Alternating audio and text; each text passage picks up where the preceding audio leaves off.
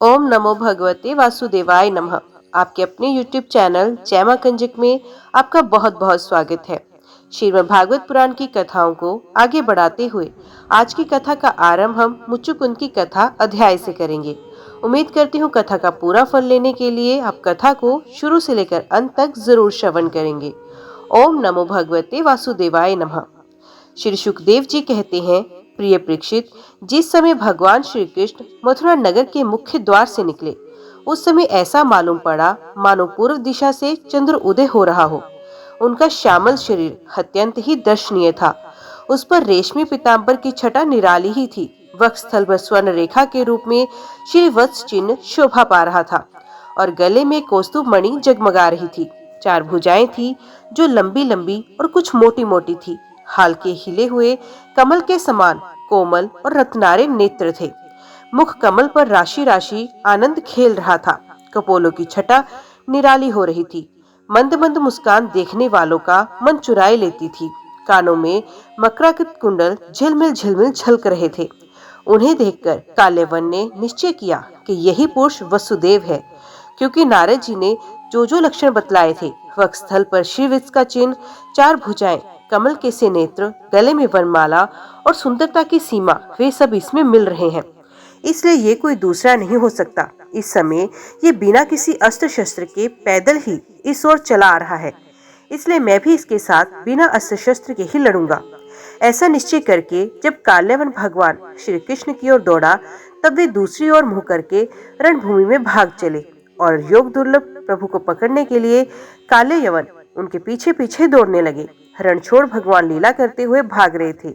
काल्यवन पग पग पर यही समझता कि अब पकड़ा गया तब पकड़ा गया। इस प्रकार भगवान उसे बहुत दूर तक एक पहाड़ की गुफा में ले गए।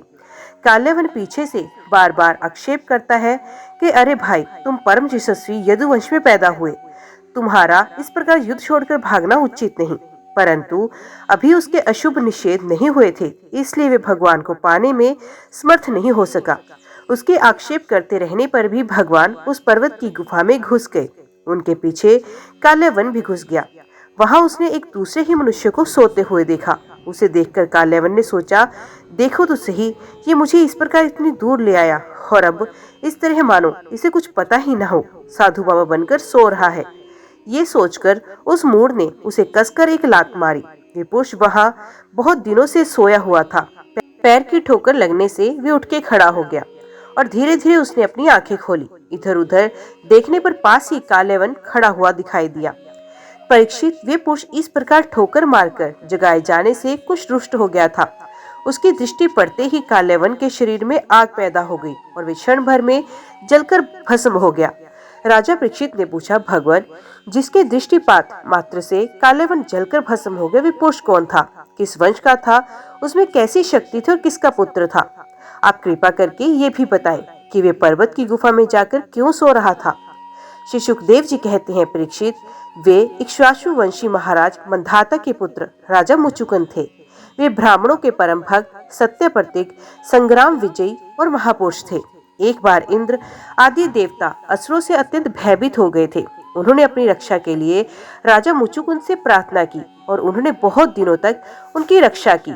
जब बहुत दिनों के बाद देवताओं के सेनापति के रूप में स्वामी कार्तिकेय मिल गए, तब उन लोगों ने राजा मुच्चुकुंद से कहा, राजन, आपने हम लोगों की रक्षा के लिए बहुत श्रम और कष्ट उठाया है, अब आप विश्राम कीजिए। फिर शिरोमणि, आपने हमारी रक्षा के लिए मनुष्य लोक का अपना अकंटक राज्य छोड़ दिया और जीवन की अभिलाषाएं तथा भोगों का भी परित्याग किया।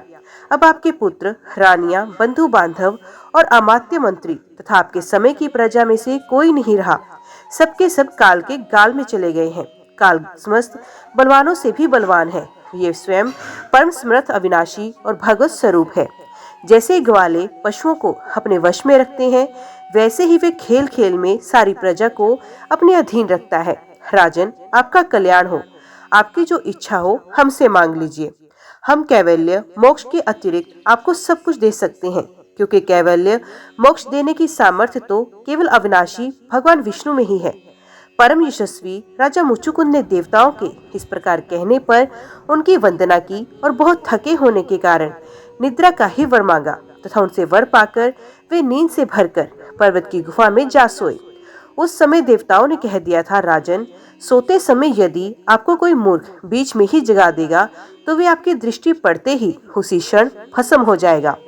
परीक्षित, जब काल्यवन भस्म हुआ तब यदुवंश शिरोमणि भगवान श्री कृष्ण ने परम बुद्धिमान राजा मुचुकुंद को अपना दर्शन दिया। भगवान श्री कृष्ण का श्री विग्रह वर्षाकालीन मेघ के समान सांवला था। रेशमी पीताम्बर धारण किए हुए थे। वक्ष स्थल पर श्रीवस्त्र और गले में कौस्तुभ मणि अपनी दिव्य ज्योति बिखेर रहे थे। 4 भुजाएं थी। विजंती माला अलग ही घुटनों तक लटक रही थी। मुख कमल अत्यंत सुंदर और प्रसन्नता से खिला हुआ था। कानों में मकराकृति कुंडल जगमगा रहे थे। होठों पर प्रेम भरी मुस्कुराहट थी और नेत्रों की चितवन अनुराग की वर्षा कर रही थी। अत्यंत दर्शनीय, तरुण अवस्था और मतवाले सिंह के समान निर्भीक चाल। राजा मुचुकुंद यद्यपि बड़े विद्वान और बुद्धिमान और धीर पुरुष थे, फिर भी भगवान की दिव्य ज्योतिर्मयी मूर्ति देखकर कुछ चकित हो गए। उनके तेज से हतप्रतिभ हो सब पका गए। भगवान अपने तेज से दुर्दुष जान पड़ते थे। राजा ने तनिक शंकित होकर पूछा, आप कौन हैं? इस कांटों से भरे हुए घोर जंगल में आप कमल के समान कोमल चरणों से क्यों विचर रहे हैं? और इस पर्वत की गुफा में ही पधारने का क्या प्रयोजन था? क्या आप समस्त तेजस्वियों के मूर्तिमान तेज अथवा भगवान अग्नि देव तो नहीं हो? आप क्या सूर्य, चंद्रमा, देवराज इंद्र या कोई दूसरे लोकपाल हैं? मैं तो ऐसा समझता हूँ कि आप देवताओं के आराध्य देव ब्रह्मा, विष्णु तथा शंकर, इन तीनों में से एक पुरुषोत्तम भगवान नारायण ही हैं। क्योंकि जैसे श्रेष्ठ दीपक अंधेरे को दूर करता है, वैसे ही आप अपनी अंग कांति से इस गुफा का अंधेरा भगा रहे हैं। पुरुष श्रेष्ठ, यदि आपको रुचे तो हमें अपना जन्म, कर्म और गोत्र बताएं, क्योंकि हम सच्चे हृदय से उसे सुनने के इच्छुक हैं। और पुरुषोत्तम, यदि आप हमारे बारे में पूछे तो हम एक श्वासुवंशी क्षत्रिय हैं। मेरा नाम है मुचुकुंद और प्रभु, मैं युवनाश्वनंदन महाराजा मंधाता का पुत्र हूँ। बहुत दिनों तक जागते रहने के कारण मैं थक गया था। निंद्रा ने मेरी समस्त इंद्रियों को शक्तिहीन कर लिया था, उन्हें भी काम कर दिया था। इसी से मैं इस निर्जन स्थान में निर्धन सो रहा था। अभी अभी किसी ने मुझे जगाया। अवश्य उसके पापों ने ही उसे जलाकर भस्म किया। इसके बाद शत्रुओं के नाश करने वाले परम सुंदर आपने मुझे दर्शन दिया। महाभाग, आप समस्त प्राणियों के माननीय हैं। आपके परम दिव्य और असह्य तेज से मेरी शक्ति खो गई है। मैं आपको बहुत देर तक देख भी नहीं सकता। अब जब राजा मुचुकुंद ने इस प्रकार कहा, तब समस्त प्राणियों के जीवनदाता भगवान श्री कृष्ण ने हंसते हुए मेघ ध्वनि के समान गंभीर वाणी से कहा। भगवान श्री कृष्ण ने कहा, प्रिय मुचुकुंद, मेरे हजारों जन्म, कर्म और नाम हैं, वे अनंत हैं, इसलिए मैं भी उसकी गिनती करके नहीं बता सकता। ये संभव है कि कोई पुरुष अपने अनेक जन्मों में पृथ्वी के छोटे छोटे धूल कणों की गिनती कर डाले, परंतु मेरे जन्म, गुण, कर्म और नामों को कोई कभी किसी प्रकार नहीं गिन सकता। राजन, सनक सनंदन और परम ऋषिगण मेरे त्रिकाल सिद्ध जन्म और कर्मों का वर्णन करते रहते हैं, परंतु कभी उनका पार नहीं पाते। प्रिय मुचुकुंद, ऐसा होने पर भी मैं अपने वर्तमान जन्म, कर्म और नामों का वर्णन करता हूँ, उसे सुनो। पहले ब्रह्मा जी ने मुझसे धर्म की रक्षा और पृथ्वी के भार बने हुए असुरों का संहार करने के लिए प्रार्थना की थी। उन्हीं की प्रार्थना से मैंने यदुवंश में वसुदेव जी के यहाँ अवतार ग्रहण किया। अब मैं वसुदेव जी का पुत्र हूँ, इसलिए लोग मुझे वसुदेव कहते हैं। अब तक मैं कालनेमी असुर का, जो कंस के रूप में पैदा हुआ था, तथा प्रलंब आदि अनेकों साधु द्रोही असुरों का संहार कर चुका हूँ। राजन, ये काल्यवन था जो मेरी ही प्रेरणा से तुम्हारी तीक्ष्ण दृष्टि पड़ते ही भस्म हुआ। वही मैं तुम पर कृपा करने के लिए ही इस गुफा में आया हूँ। तुमने पहले मेरी बहुत आराधना की और मैं हूँ भक्त वत्सल, इसलिए राजर्षि, तुम्हारी जो अभिलाषा हो मुझसे वर मांगो। मैं तुम्हारी सारी लालसा अभिलाषा पूर्ण कर दूंगा। जो पुरुष मेरी शरण में आता है, उसके लिए फिर ऐसी कोई वस्तु नहीं रह जाती जिसके लिए वे शोक करे। श्री सुखदेव जी कहते हैं, जब भगवान श्री कृष्ण ने इस प्रकार कहा, तब राजा मुचुकुंद को वृद्ध गर्ग का ये कथन याद आ गया कि यदुवंश में भगवान अवतीर्ण होने वाले हैं। ये जान गए कि ये अवश्य स्वयं भगवान नारायण हैं। आनंद से भरकर उन्होंने भगवान के चरणों में प्रणाम किया और इस प्रकार स्तुति की। मुचुकुंद ने कहा, प्रभो, जगत के सभी प्राणी आपकी माया से अत्यंत मोहित हो रहे हैं। वे आपसे विमुख होकर अनर्थ में ही फंसे रहते हैं और आपका भजन नहीं करते। वे सुख के लिए घर गृहस्थी के उन झंझटों में फंस जाते हैं जो सारे दुखों के मूल स्रोत हैं। इस तरह स्त्री और पुरुष सभी ठगे जा रहे हैं। इस पाप रूप संसार में सर्वथा रहत प्रभु, ये भूमि अत्यंत पवित्र कर्म भूमि है। इसमें मनुष्य का जन्म होना अत्यंत दुर्लभ है। मनुष्य जीवन इतना पूर्ण है कि उसमें भजन के लिए कोई भी असुविधा नहीं। अपने परम सौभाग्य और भगवान की अहेतु कृपा से उसे अनायास ही प्राप्त करके भी जो अपने मति गति असत संसार में ही लगा देते हैं और तुच्छ विषय सुख के लिए ही सारा प्रयत्न करते हुए घर गृहस्थी के अंधेरे कुएं में पड़े रहते हैं, भगवान के चरण कमलों की उपासना नहीं करते, भजन नहीं करते, वे तो ठीक उसी पशु के समान है जो तुच्छ तृण के लोभ से अंधेरे कुएं में गिर जाता है। भगवान, मैं राजा था, राज्य लक्ष्मी के पद से मैं मतवाला हो रहा था। इस मरने वाले शरीर को ही तो मैं आत्मा अपना स्वरूप समझ रहा था और राजकुमार, रानी, खजाना तथा पृथ्वी के लोभ मोह में ही फंसा हुआ था। उन वस्तुओं की चिंता दिन रात मेरे गले लगी रहती थी। इस प्रकार मेरे जीवन का ये अमूल्य समय बिल्कुल निष्फल व्यर्थ चला गया। जो शरीर प्रत्यक्ष ही घड़े और भीत के समान मिट्टी का है और दृश्य होने के कारण उन्हीं के समान अपने से अलग भी है, उसी को मैंने अपना स्वरूप मान लिया था और फिर अपने को मान बैठा था नरदेव। इस प्रकार मैंने मंदाद होकर आपको तो कुछ समझा ही नहीं। रथ, हाथी, घोड़े और पैदल की चतुरंगनी सेना तथा सेनापतियों से घिरकर मैं पृथ्वी में इधर उधर घूमता रहता। मुझे ये करना चाहिए या ये नहीं करना चाहिए, इस प्रकार विविध कर्तव्य और अकर्तव्यों की चिंता में पड़कर मनुष्य अपने एकमात्र कर्तव्य भगवत प्राप्ति से विमुख होकर प्रमत्त हो जाता है, असावधान हो जाता है।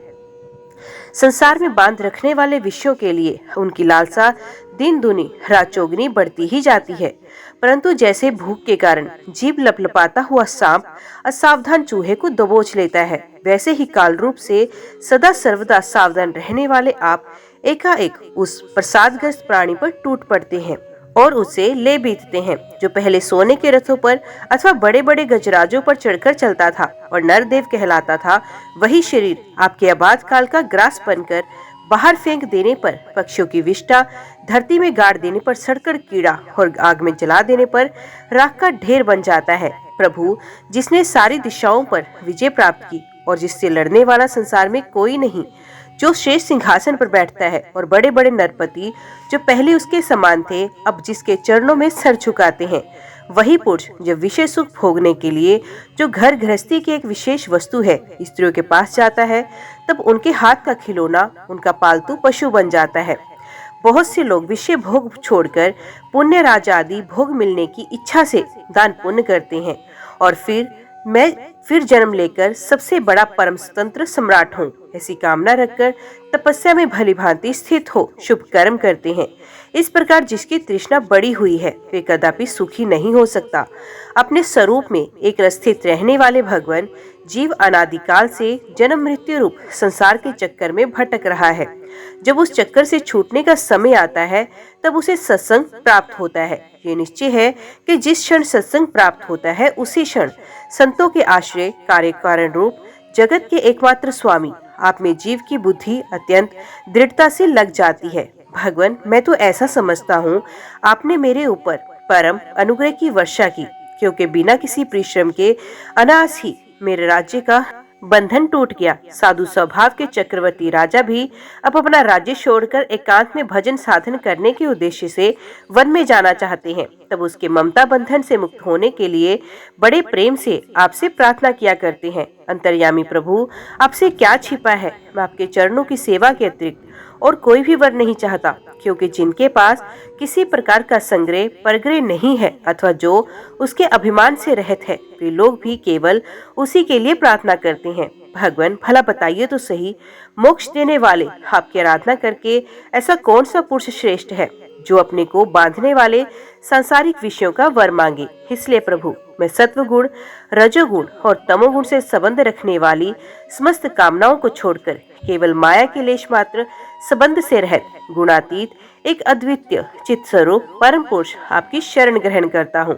भगवान, मैं अनादि काल से अपने कर कमलों को भोगते भोगते अत्यंत आतुर हो रहा था। उनकी दुग्ध ज्वाला रात दिन मुझे जलाती रहती थी। मेरे 6 शत्रु कभी शांत ना होते थे। उनके विषयों की प्यास बढ़ती ही जा रही थी। कभी किसी प्रकार एक क्षण के लिए भी मुझे शांति नहीं मिली। शरणदाता, अब मैं आपके भय, मृत्यु और शोक से रहित चरण कमलों की शरण में आया हूँ। सारे जगत के एकमात्र स्वामी परमात्मन, आप मुझ शरणागत की रक्षा कीजिए। भगवान श्री कृष्ण ने कहा, सार्वभौम महाराज, तुम्हारी मति, तुम्हारा निश्चय बड़ा ही पवित्र और ऊंची कोटि का है। यद्यपि मैंने तुम्हें बार बार वर देने का प्रलोभन दिया, फिर भी तुम्हारी बुद्धि कामनाओं के अधीन नहीं हुई। मैंने तुम्हें जो वर देने का प्रलोभन दिया, ये केवल तुम्हारी सावधानी की परीक्षा के लिए था।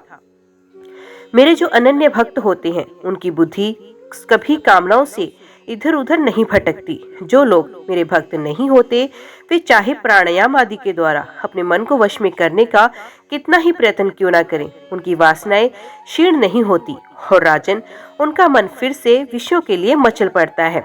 तुम अपने मन और सारे मनोभावों को मुझे समर्पित कर दो, मुझ में लगा दो और फिर स्वच्छंद रूप से पृथ्वी पर विचरण करो।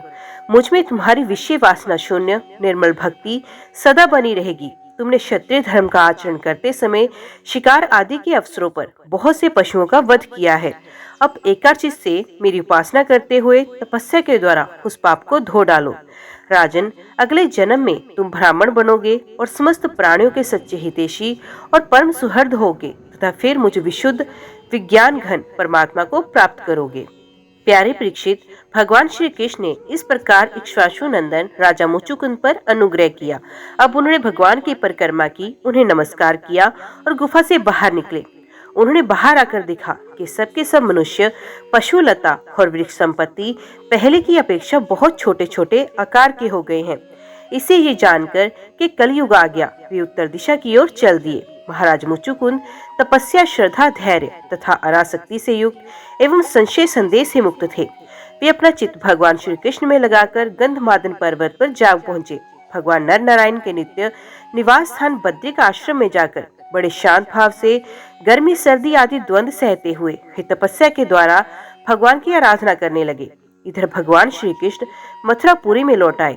अब तक काले वन की सेना ने उसे घेर रखा था। अब उन्होंने मलेशियों की सेना का संहार किया और उसका सारा धन छीनकर द्वारका को ले चले। जिस समय भगवान श्री कृष्ण ने आज्ञा अनुसार मनुष्यों और बैलों पर वे धन ले जाया जाने लगा, उसी समय मगधराज जरासंध फिर 18वीं बार 23 अक्षौहिणी सेना लेकर आ धमका। परीक्षित, शत्रु सेना का प्रबल वेग देखकर भगवान श्री कृष्ण और बलराम मनुष्यों की सी लीला करते हुए उसके सामने से बड़ी फुर्ती के साथ भाग निकले।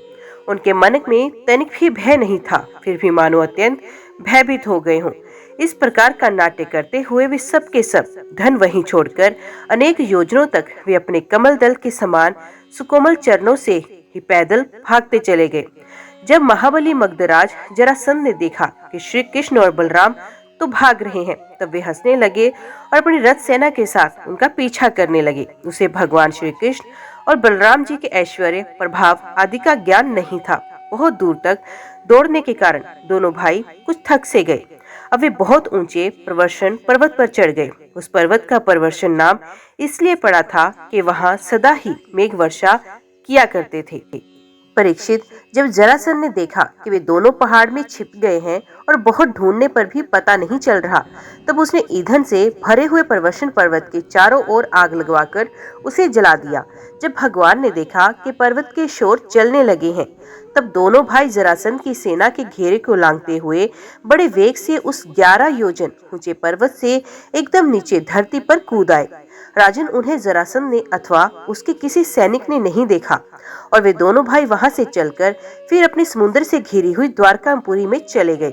जरासंध ने झूठ मूठ ऐसा मान लिया कि श्री कृष्ण और बलराम तो जल गए और फिर वे बहुत बड़ी सेना लौटाकर मगध देश को चला गया। ये बात मैं तुमसे पहले ही कह चुका हूँ कि अनर्थ देश के राजा श्रीमान रैवत जी ने अपनी रेवती नाम की कन्या ब्रह्मा जी की प्रेरणा से बलराम जी के साथ ब्याही थी। परीक्षित, भगवान श्री कृष्ण भी स्वयंवर में आए हुए शिशुपाल और उसके पक्षपाती शावल आदि नरपतियों को बलपूर्वक हराकर सबके देखते देखते जैसे गरुड़ ने सुधा का हरण कर लिया था, वैसे ही विदर्भ देश की राजकुमारी रुक्मिणी को हर लिया और उनसे विवाह कर लिया। रुक्मणी जी राजा भीष्मक की कन्या और स्वयं भगवती लक्ष्मी जी का अवतार थी। राजा परीक्षित ने पूछा, भगवान, हमने सुना है भगवान श्री कृष्ण ने भीष्म नंदिनी परम सुंदरी रुक्मणी देवी को बलपूर्वक हरण करके राक्षस विधि से उनके साथ विवाह किया था। महाराज, अब मैं ये सुनना चाहता हूँ, परम तेजस्वी भगवान श्री कृष्ण ने जरासंध, शाल्व आदि नरपतियों को जीतकर किस प्रकार रुक्मणी का हरण किया। ब्रह्म ऋषि, भगवान श्री कृष्ण की लीलाओं के संबंध में क्या कहना है? वे स्वयं तो पवित्र हैं ही, सारे जगत का मल धो बहाकर उसे भी पवित्र कर देने वाली हैं। उनमें ऐसी लोकातर माधुरी है जिसे दिन रात सेवन करते रहने पर भी नित्य नया नया रस मिलता रहता है। भला ऐसा कौन रसिक, कौन मर्मज्ञ है जो उन्हें सुनकर तृप्त न हो जाए? परीक्षित, महाराज भीष्मक विदर्भ देश के अधिपति थे। उनके 5 पुत्र और एक सुंदर कन्या थी। सबसे बड़े पुत्र का नाम रुक्मी और 4 छोटे भाई थे जिनके नाम रुकुमरथ, रुकुमबाहु, रुकुमकेश और रुकुममाली थे। इनकी बहन थी सती रुक्मणी। जब उसने भगवान श्री कृष्ण के सौंदर्य, पराक्रम, गुण और वैभव की प्रशंसा सुनी जो उसके महल में आने वाले अतिथि प्राय गाया ही करते थे, तब उसने यही निश्चय किया कि भगवान कृष्ण ही मेरे अनुरूप पति होंगे। भगवान श्री कृष्ण ही समझते थे कि रुक्मणी में बड़े सुंदर सुंदर लक्षण हैं। वे परम बुद्धिमती है, उदारता, सौंदर्य, शील स्वभाव और गुणों में भी अद्वितीय है, इसलिए रुक्मणी जी ही मेरे अनुरूप पत्नी है। अतः भगवान ने रुक्मणी जी से विवाह करने का निश्चय किया। रुक्मणी जी ने भाई बंधु भी चाहते थे कि हमारी बहन का विवाह श्री कृष्ण से ही हो, परंतु रुक्मी श्री कृष्ण से बड़ा द्वेष रखता था। उसने विवाह करने से रोक दिया और शिशुपाल को ही अपनी बहन के योग्य वर समझा। जब परम सुंदरी रुक्मणी को ये मालूम हुआ कि मेरा बड़ा भाई रुक्मी शिशुपाल के साथ मेरा विवाह करना चाहता है, तब वे बहुत उदास हो गई। उन्होंने बहुत कुछ सोच विचार कर एक विश्वास पात्र ब्राह्मण को तुरंत श्री कृष्ण के पास भेजा। जब वे ब्राह्मण देवता द्वारकापुरी में पहुंचे, तब द्वारपाल उन्हें राजमहल के भीतर ले गए। वहां जाकर ब्राह्मण देवता ने देखा कि आदि पुरुष भगवान श्री कृष्ण सोने के सिंहासन पर विराजमान है। ब्राह्मणों ने के परम भक्त भगवान श्री कृष्ण उन ब्राह्मण देवता को देखते ही अपने आसन से नीचे उतर आए और उन्हें अपने आसन पर बैठाकर वैसे ही पूजा की जैसे देवता लोग उनकी किया करते हैं।